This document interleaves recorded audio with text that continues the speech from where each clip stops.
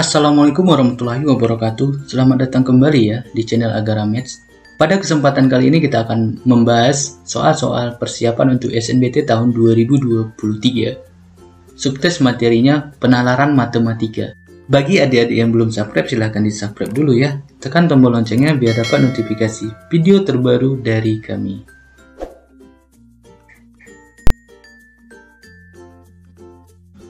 Soal nomor 1. Molly bekerja selama 6 hari dalam seminggu dengan bayaran Rp125.000 per hari kerja ya, dan Rp20.000 per jam lembur.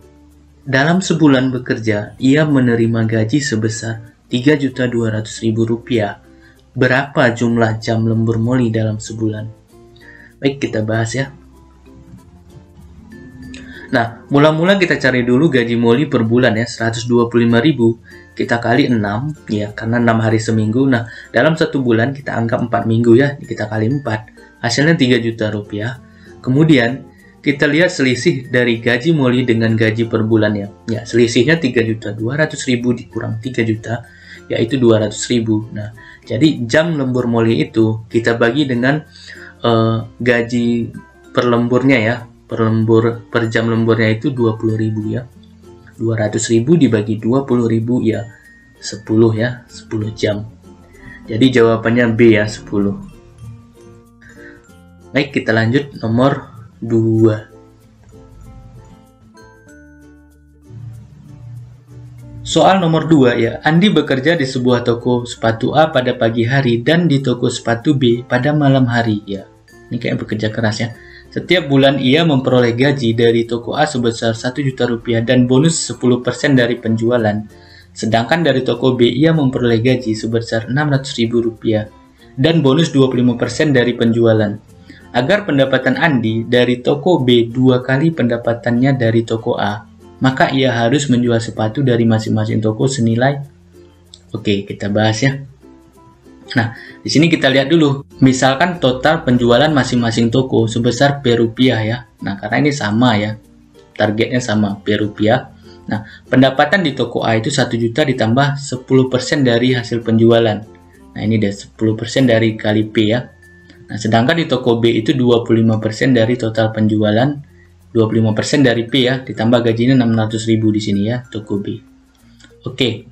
Nah, di sini katanya pendapatan Andi di toko B 2 kali dari pendapatan di toko A. Kita buat aja pendapatan di toko B sama dengan 2 kali pendapatan di toko A. Nah, pendapatan di toko B tadi Rp600.000 ditambah 25% P sama dengan 2 kali pendapatan di toko A-nya 1 juta ditambah 10% P. Nah, kita kalikan. 25% P bisa ditulis 0,25 P. 2 kali 1 juta, 2 juta, 2 kali 10% 0,1 P ya. 10% P, 0,1 P. Kita kali dengan 2, 0,2 P ya. Oke, kita pindah ruas, ini 0,25 dikurangi 0,2 P ya. Nah, dapatnya 0,05 P, ini 2 juta dikurangi 600.000, 1.400.000. 1.400.000 kita bagi 0,05, dapatnya Rp28 juta. Oke. Itu ya jawabannya, Rp28 juta, jawabannya C. Oke, lanjut nomor 3. Soal nomor 3 ya. Harga 2 pensil Rp5.000 dan harga 1 buku Rp Amir membeli 5 buku dan 10 pensil. Jika ia membayar dengan uang Rp100.000, maka jumlah uang kembalian yang diterimanya adalah berapa rupiah gitu ya. Oke, kita bahas. Nah, di sini kita lihat dulu yang dibeli oleh Amir ya. Harga 5 buku 5B karena dia membeli 5 buku ya. Nah, harga 10 pensil berapa? Nah, kalau 2 pensil 5.000 berarti 1 pensil berapa? 5.000 dibagi 2 ya. Nah, kita kalikan 10. 5.000 dibagi 2 kali 10. Nah, ini 2.500 dikali 10, 25.000. Nah, jadi 10 pensil harganya 25.000. Nah, jadi total dari yang dibeli Amir itu 5B ditambah 25.000. Nah, jadi yang harus dibayar ya. Uang kembaliannya 100.000 kita kurangin dengan total pembeliannya dia ya. 100.000 dikurangi 5B tambah 25.000. Ya, ini 100.000 bisa kita kurangi dengan 25.000 saja ya. Dengan 5B tidak bisa karena ini tidak variabelnya tidak sama, ini konstanta, ini ada variabelnya. Oke. 100.000 dikurangi 25.000 itu 75.000 ya. Dikurang, nah ini jadi 5B tetap ya. Inilah uang kembalian yang diterima oleh Amer ya. Jawabannya C. Ya. Lanjut nomor 4. Soal nomor 4 ya. Diagram berikut menunjukkan persentase kelulusan siswa 3 sekolah selama 4 tahun ya. Ini ada sekolah A, sekolah B, sekolah C. Pernyataan berikut yang benar berdasarkan diagram di atas adalah oke. Yang benar ya. Kita lihat pembahasannya. Nah, dari diagram di soal diperoleh, nah ini dari sekolah A, sekolah B, sekolah C. Nah, setelah kita lihat nih, ini angka-angkanya. Nah, untuk yang A, rata-rata persentase kelulusan. Nah, kita lihat sekolah A itu persentasenya ya tinggal kita tambahkan, kita bagi 4 itu dapat 73. Nah, kemudian yang B kita tambahkan juga nih dari tahun pertama sampai tahun keempat, kemudian kita bagi 4 82,5. Yang C begitu juga 88, 90, 96, 94 itu persentase dari kelulusan tahun 1 sampai tahun keempat ya. Kita bagi 4 92. Nah, jadi yang terbaik di sini adalah yang C ya, 92%. Sedangkan yang pilihan A ini katanya sekolah B yang terbaik. Berarti salah ya. Salah. Nah, kita cari yang benar ini ya. Lihat pertanyaannya, ini pernyataan berikut yang benar ya berdasarkan diagram di atas. Kita lihat ya. Hati-hati menjawab soal-soal seperti ini. Memang mudah, tapi hati-hati ya, harus diingat apa yang ditanya. Oke, yang B. Nah, pada tahun ketiga, sekolah B berada pada posisi ketiga. Jadi, persentase sekolah B tidak selalu berada di posisi kedua. Nah, sedangkan pernyataan yang B, persentase kelulusan sekolah B selalu berada di posisi kedua. Ternyata tidak. Nah, karena ada sekolah B juga pada tahun ketiga. Nah, ini dia berada pada posisi ketiga nih, paling bawah ya. Nah, oke, yang C. Nah, ini salah yang B tadi ya. Yang C, pada tahun ketiga, posisi sekolah B berada lebih rendah jika dibandingkan sekolah A. Jadi, persentase kelulusan sekolah B tidak selalu lebih baik jika dibandingkan sekolah A.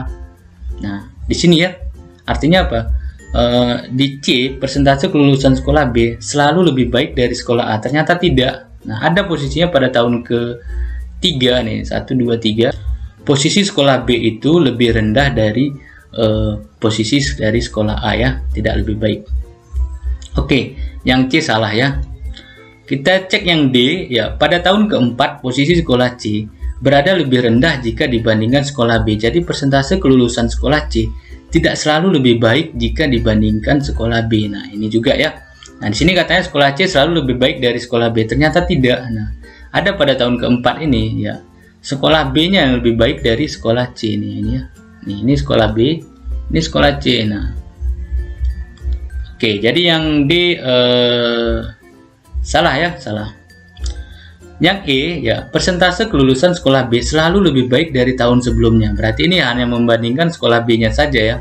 Nah, kita lihat. Nah, sekolah B 68, 78, 86, 98. Ternyata mengalami kenaikan ya setiap tahunnya. Berarti lebih baik dari tahun sebelumnya. Ya. Jawabannya jelas di sini E ya, E. Oke, next kita lanjut nomor 5. Soal nomor 5 ya, karyawan pada suatu perusahaan dibedakan menjadi 3 golongan. Karyawan golongan A akan memperoleh gaji per bulan sebesar 1/3 dari gaji karyawan golongan B. Sedangkan karyawan golongan C dibayar per bulan sebesar setengah dari gaji karyawan golongan B. Penghasilan karyawan golongan C selama 4 bulan akan sama dengan penghasilan karyawan golongan A selama titik-titik berapa bulan gitu ya. Oke, kita bahas. Nah, kita lihat dulu di sini ya. A itu katanya 1/3 dari gaji karyawan golongan B. 1/3 ya, 1/3. Bisa kita tulis A sama dengan 1/3 B. Nah, kemudian karyawan golongan C itu per bulannya setengah dari gaji karyawan golongan B. Berarti C sama dengan setengah B. Bisa kita tulis ya. Nah, sehingga ini bisa bisa diperoleh 4C. Nah, 4 ini ya, 4C sama aja dengan 4 kali setengah B ya. 4 kali setengah B itu 2B. Nah, jadi kalau kita misalkan N banyaknya bulan karyawan golongan untuk A mendapatkan penghasilan sedemikian sehingga N bulan penghasilan karyawan golongan A sama dengan 4 bulan penghasilan karyawan golongan C ya. Jadi NA itu berapa bulan nih untuk A sama dengan 4C nih, sesuai dengan keterangan yang tadi. Atau 4 bulan untuk C ya, karyawan golongan C, sama dengan penghasilan berapa bulan untuk karyawan golongan A gitu maksudnya ya. Nah, jadi NA sama dengan 4 dikali C. Sedangkan kita tahu bahwa 4C bisa kita peroleh di sini 2B ya. Nah, jadi N dikali, nah ini A-nya dirubah juga setengah sepertiga B ini ya, yang ini sepertiga B yang ini. Nah, sama dengan 4C tadi 2B ya, 2B. Nah, tujuannya apa? Biar parabel ruas kiri dan kanan ini sama ya. Kita coret. Nah, sepertiga ini 2 dibagi sepertiga 6 ya. Jadi totalnya itu sama aja dengan 6 bulan untuk karyawan golongan A ya. Nah, jawabannya E ya.